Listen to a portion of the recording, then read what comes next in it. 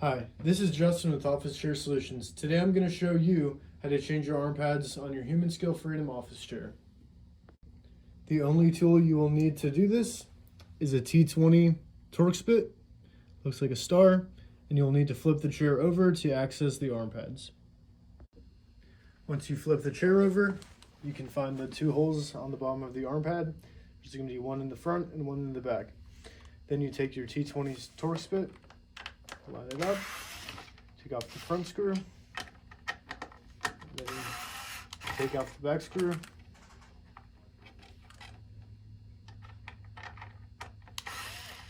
and the arm pad will come off.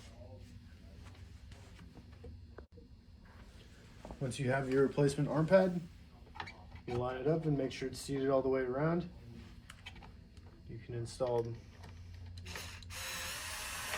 back screw, and then you can install the front screw, and make sure when you're tightening it that you're keeping pressure to keep the arm pad all the way seated down.